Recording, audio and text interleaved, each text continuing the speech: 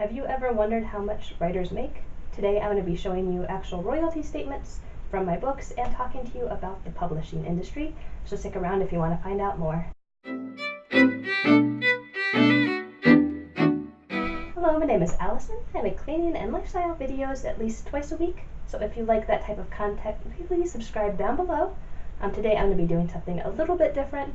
I'm actually going to be talking about writing and books. It's something I don't normally do on this channel, but I found in my day-to-day life that people ask me this question all the time that know that I have written things. They always ask me this, and I never know how to answer them because there is not a quick, short answer. The answer is always a very long answer. It's a long explanation, and there's no way to give people a quick answer. So I thought I'd do a little video explaining a little bit about how it works in the publishing aspect. I've written 2 books and published them. They're part of a series, book 1 and 2. Nightfire and Nightwater, but I'm not here to promote them. I'm actually just going to show you so you know I'm not just making stuff up. Originally, I was actually published with a small publisher. This was the cover from that publisher, and then I moved on to self-publishing after that point. So that's what we're going to talk about. There's a little bit people don't really understand about the publishing industry, so I thought I'd give just a quick little brief understanding. There's different types of publishing. There's Big 6 publishing. There is self-publishing, there's vanity publishing, which kind of falls under the self-publishing, and there's also small publishing houses.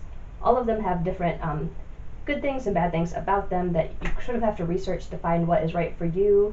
Everybody has different needs, so you really need to do your research before you publish anything. And I'll try to put some links down below too to give you some idea of places you can find information about publishing if you're new and you're trying to learn. Initially, I published through a small publisher, and the reason I decided to go with that is I knew it wasn't realistic to go through a Big 6 publisher.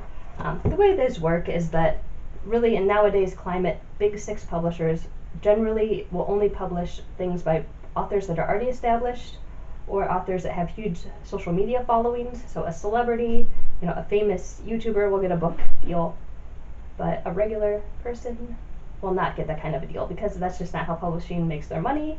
They make money off of people that can sell a lot of books very quickly, and people aren't going to buy books from an unknown author because they can't go to a bookstore most of the time. Most of the bookstores have closed down.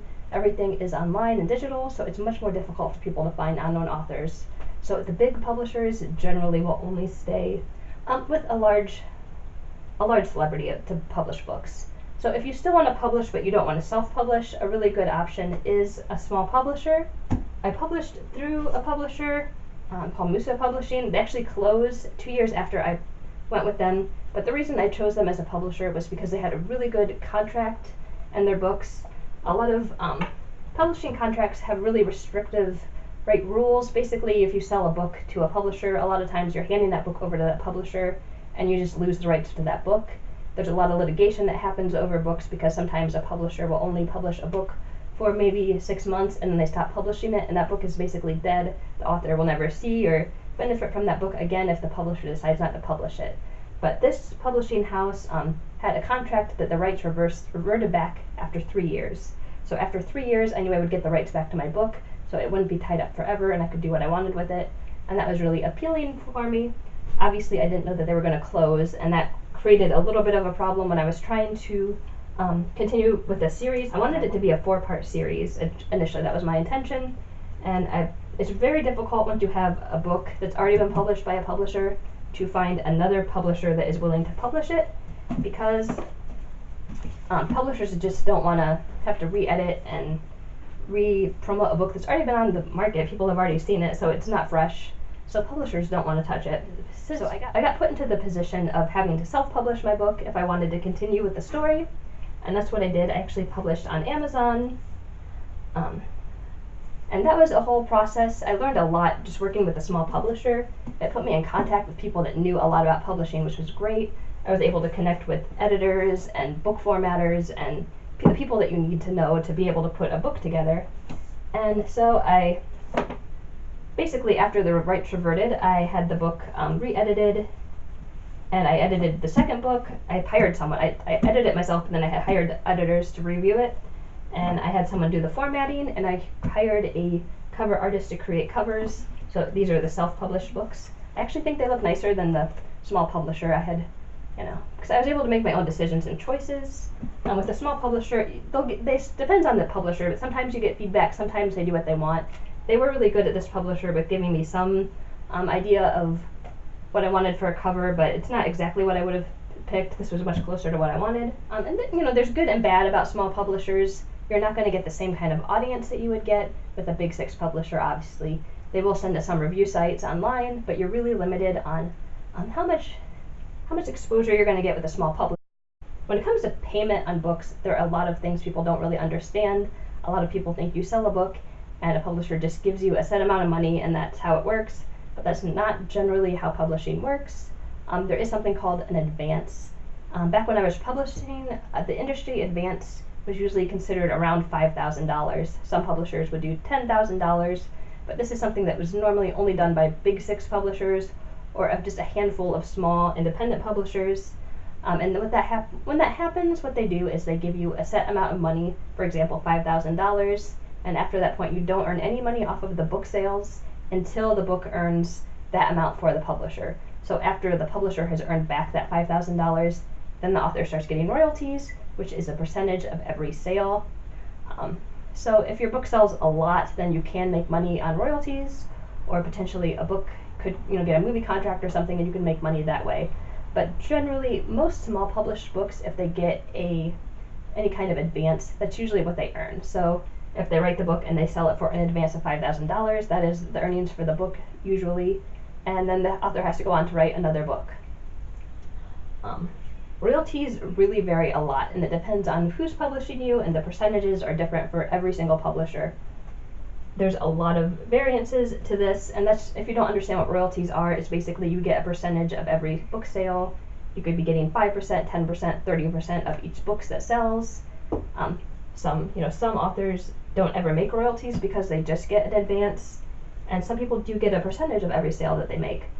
And that's just something in publishing that you have to really do your research so you know how you're earning your money if you're going to be selling a book. And every genre has differences too. There are different genres will earn different percentages even sometimes. There also are a few authors. A large celebrity author is going to get a very large advance. I've heard of certain books that have gotten just advances upwards of the hundreds of thousands of dollars. So it's not unheard of for a person to make a lot of money on a book, but it's one of those things where it's very, very, extremely, very rare. I think I read somewhere somebody said your odds of getting rich are better by winning the lottery than they are publishing a book. It's a lot of work, and you need to understand what comes with writing a book. If you're going to pursue this as a side hustle or a career, you need to understand the work that goes into it, because it's not something you just sit down and do casually. It's something that's real work, and it's hard. Yeah, you can put words onto a page, but you have to understand editing, you have to understand character development, you have to understand plot, you have to understand the pacing. All of these things are important, and you're not going to be putting out good books if you don't understand those elements of books. So don't just think this is something you can do casually and make money off of. You really have to treat it like a career if you're going to pursue publishing.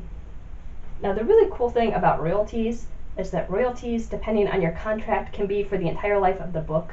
So if you make a book and it is selling for the next 30 years, you can make money off of that book for 30 years. So you might get a check in the mail every month for the next 30 years, which really means your earning potential are unlimited, which is a really exciting idea. The idea that you can make a ton of money, potentially, if you're successful and diligent and you have good quality books that you're putting out into the world. Now, I know you're waiting for me to actually give you numbers because what you're here for. I do have to say that the numbers were definitely disappointing. I was disappointed in my numbers on sales.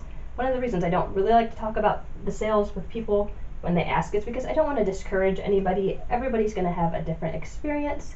Everyone's going to make a different amount of money based on the book, the genre, who they publish with, how it's perceived. Everything varies in writing.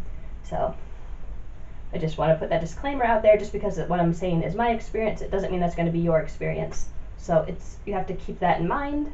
I don't have access to the royalty statements from the small publisher. They don't have the site up anymore. I could only find 1 year of the royalties that was on sale for 2 years to the publisher.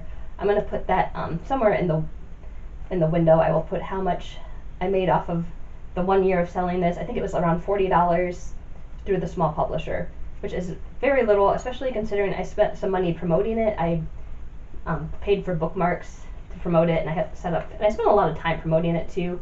That's another thing that people don't really talk about, is that authors have to spend a lot of time promoting their work, especially if they're not in a big 6 publisher. Small publishers will expect their authors to write blurbs, taglines, release their own press releases sometimes. I had to write out my own press releases and submit them to papers. You have to do a lot of promotional work, and I hate promoting. I'm not somebody that likes to self-promote. It's really awkward. I mean, I have people in my life that don't even know that I write books because I just don't like talking about it. And I love my books, but I don't want to feel like I don't want to feel like I'm pushing my books on people or forcing them to buy something they don't want. That's just not my personality. But I do, I did want my books to be successful. So I will, show you that $40, and I think the other year that I through the publisher, I think I made it $50 or $60. So my earnings from the publisher were around $100. So I didn't, have to put any money out. I did decide to buy the bookmarks, and I bought a few promotional copies that I used for a book signing, and I still have a few of these promotional copies from the original publisher. I don't know, maybe I'll give one away or something on here. I don't know. That is the small publisher story part of it. Once I decided to go into the self-publishing, which I actually really loved because you get so much creative freedom with self-publishing. I did have to spend money to publish these books. Obviously I had to pay for the cover art. I'll put the name of the person who did the cover art down below for these books because I think it's really beautiful artwork.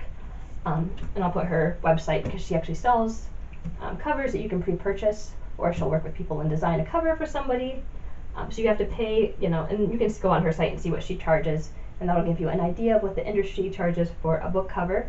You also have to have someone edit. It's really, really important that if you self-publish your book, that you get someone to edit it, and that is going to cost you money. It cost me several $100s in editing fees, and I also paid someone to format the book. The formatting is just beautiful.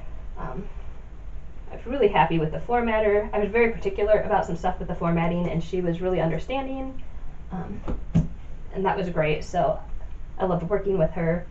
But it's an expense that you have to prepare for if you're going to self-publish your books. You have to understand editing. You have to have editing, formatting, and cover art. You have to either be able to do those yourself or pay someone. And most of the time, you don't want to do that yourself because it's not going to be the same quality as a professional doing it.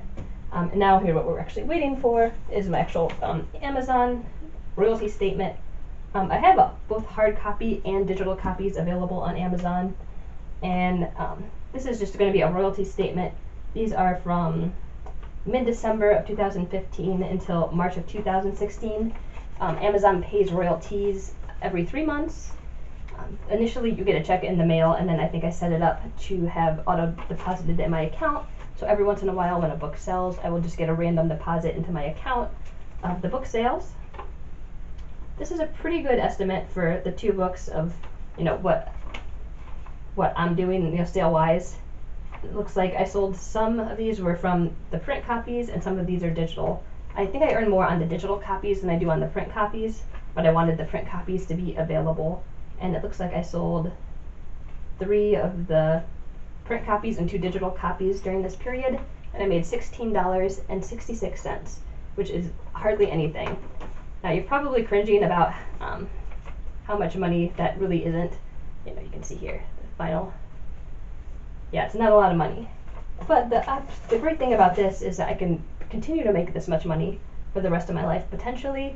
So when you calculate that over a lifetime, that can add up to a lot of money if my books continue to sell at that pace.